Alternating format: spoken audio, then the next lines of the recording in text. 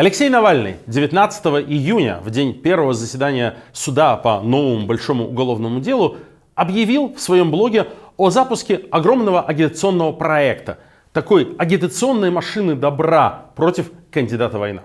Меня зовут Леонид Волков. Алексей попросил меня возглавить избирательный штаб этой антивоенной агитационной кампании. И я хочу вам подробнее рассказать об этом проекте, как он будет устроен и как все будет работать. Вообще у меня есть некое дежавю. В эти дни, 10 лет назад, Алексей мне предложил возглавить избирательный штаб по выборам мэра Москвы. А 5 лет назад, в 2018 году, я руководил президентской избирательной кампанией. Казалось бы, что может быть круче и выше? Но вот прошло еще 5 лет, и теперь у нас буквально агитационная кампания против Третьей мировой, проект вселенского масштаба. Видимо, в 2028 году Алексей Навальный, к тому времени президент России, возглавит какую-нибудь избирательную кампанию на выборах в Межгалактический Сенат. Но вернемся на Землю. Что мы собираемся делать?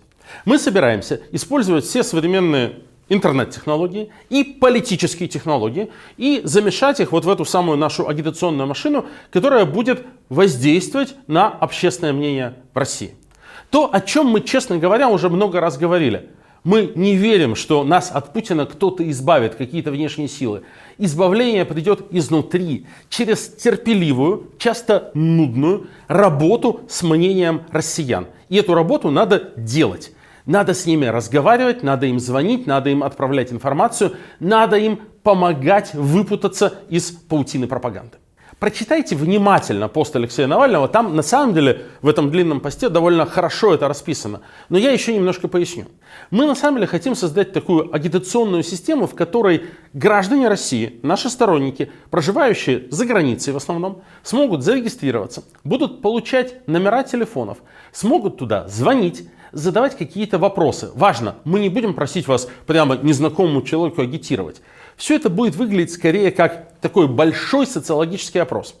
В рамках этого опроса мы будем выяснять, кто готов говорить, у кого какие-то сомнения, кто расходится с пропагандой в этом или в том.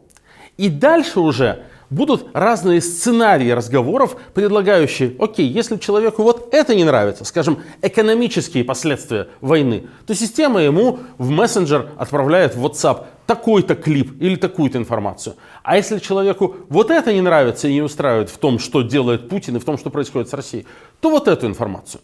Такие сценарии разговоров, сценарии вовлечения мы еще будем разрабатывать. Вообще система сейчас находится только в стадии своего зарождения. Но принципиально речь идет о классической политической кампании от человека к человеку. Потому что мы знаем на нашем, и не только на нашем, не только на российском политическом опыте, что ничего другое не воздействует на избирателя, на гражданина так хорошо, как разговор с убежденным агитатором. Один из самых частых вопросов, которые мы видели в соцсетях после того, как в понедельник, 19 июня, Алексей Навальный опубликовал свой пост о запуске этого агитационного проекта: а почему сейчас? Где вы были раньше? Почему вы считаете, что сейчас пришло время? Или даже спрашивают: но мы уже столько пытались говорить с родственниками, знакомыми, ничего не помогает. Ответ нам дает социология. Потому что российское общество меняется сейчас. До последнего времени Путину удавалось поддерживать иллюзию, что война, она где-то там далеко. Есть якобы специальная военная операция, в которой участвуют специально обученные люди. А вам, простым россиянам, волноваться не о чем. Жизнь идет как обычно и будет продолжаться как обычно. Наверное, в этой иллюзии до сих пор еще существует какая-то существенная часть жителей Москвы, Петербурга, других крупных городов. Но не вся Россия. Россию заполнил поток гробов. Россия терпит огромные экономические трудности. И наши опросы показывают, что очень большое количество людей теперь уже чувствуют тяготы войны. Мы уже показывали вот этот очень важный слайд. 20%, каждый пятый россиянин знает кого-то среди своих близких или родных, кто погиб на войне. Каждый пятый. Это 30 миллионов человек. Это очень много людей, которым война уже буквально пришла домой. А вот посмотрите на другой слайд. Более 70% по нашему опросу, вопреки утверждениям пропаганды, чувствуют тревожность. Путинская стабильность куда-то делась, ее больше нет. Но когда у людей основная эмоция тревожность, то этим людям часто хочется поговорить. И с ними есть о чем поговорить. И время для этого сейчас пришло. Меньше 20% россиян по нашему опросу до сих пор согласны, что специальная военная операция развивается по плану, что все идет так, как Путин задумал. А ведь это именно то, в чем пропаганда их каждый день пытается убедить. Оставшиеся 80% нет, их рано еще назвать сторонниками Навального или противниками Путина. Но самую главную историю, которую пропаганда рассказывает им каждый день, что Путин знает лучше, что у него есть план, что не о чем волноваться, они больше не выкупают. С этой самой главной историей 80% россиян не согласны. Значит, с ними можно работать, с ними можно взаимодействовать и можно показывать реальность, альтернативную той, которую конструирует для них телевизор. На пьедестал почета в качестве героев Украины возведены сегодня неонацисты, последующие Гитлера. Это трудная работа, это кропотливая работа, она не такая, может быть, эффектная, и она не принесет быстрых результатов. Но огромная часть российского общества находится в смятении, в тревоге и задает вопросы. И мы должны дать на эти вопросы ответы. Если этого не сделаем мы, то это как раз Путин и сделает. В Кремле тоже очень много меряют настроение россиян. В Кремле встревожены из-за того, что оно меняется вовсе не в ту сторону, куда им хочется. И, конечно, они будут пытаться включить свои какие-то нарративы, включить свою пропаганду.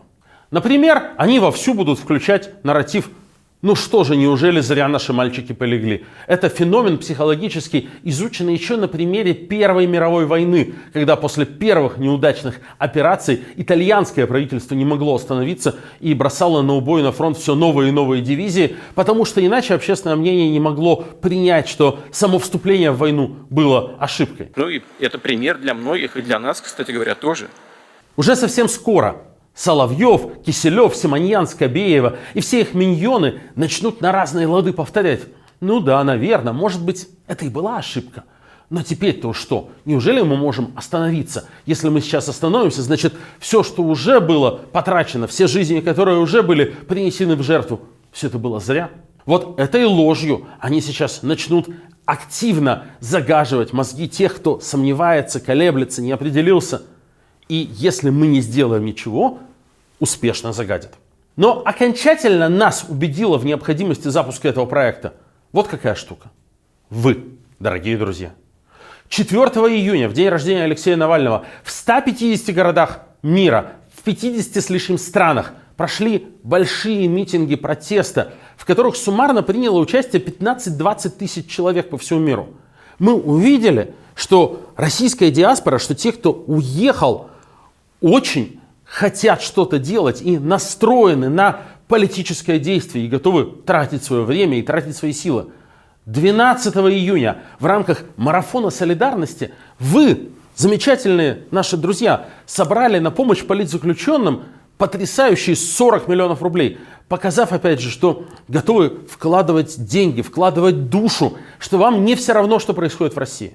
Ну, тогда уже просто мы поняли, что обратного пути нет, и время пришло. И именно тогда Алексей Навальный опубликовал этот пост. На самом деле над этим проектом большой агитационной машины мы работали уже где-то полгода последних. Но вот то, что вы так круто выступили в начале июня, стало реально решающим стимулом к тому, чтобы этот проект запускать. И первые дни показали, что наши ожидания были весьма оправданы. Первый вечер, в первые несколько часов после публикации поста Алексея Навального пришло более 400 анкет нам на почту от айтишников, которые хотят разрабатывать эту систему коммуникации, маркетологов, которые готовы помогать со скриптами, сценариями разговоров, просто волонтеров, которые хотят звонить и агитировать и готовы тратить на это 10-20 часов в неделю, людей, которые готовы помогать деньгами или еще чем-то.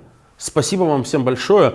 Ваши письма мы все прочитали, и они нас убеждают, что мы на правильном пути. Мы с вами на правильном пути. Единственное, что хочу сказать. Не ждите быстрого результата и быстрых ответов. Нам надо все это обработать. Нам надо со всем этим разобраться, структурировать, собрать рабочие группы. Мы обязательно всем и каждому напишем и ответим. Предложим какую-то активность, какую-то задачу в рамках этого проекта. Но на это уйдет какое-то время. Какое-то время займет разработка соответствующей IT-системы, разработка сценариев. Мы будем обращаться к вам, к первым волонтерам, с просьбой принять участие в тестировании, делать пробные звонки, слушать, что говорят люди, и рассказывать нам. Мы будем учиться двигаться методом проб и ошибок. Это будет нелегкое путешествие по совершенно неизведанной территории. Но мы, конечно, абсолютно уверены в том, что оно приведет нас к существенному изменению общественного мнения в России и к победе над Путиным, путинизмом и над войной. Мы вместе с вами проведем эту классную избирательную кампанию силами всех тех россиян, кто уехал из России, но остается неравнодушным к тому, что в ней происходит, и силами тех, кто остается и при этом не боится. Вы замечательные. Я просто вижу вот по первой реакции, что у нас обязательно все получится. Если вы только из моего ролика сейчас узнали об этом проекте, не читали еще поста Алексея Навального, обязательно его прочитайте. Там в последнем абзаце написано подробно, как вы можете помочь. Указан адрес электронной почты, куда надо написать, если вы хотите помочь. Не сдерживайте себя и напишите. Мы вам обязательно ответим и обязательно найдем вам место в этом проекте. Запускаем агитационную машину против войны вместе.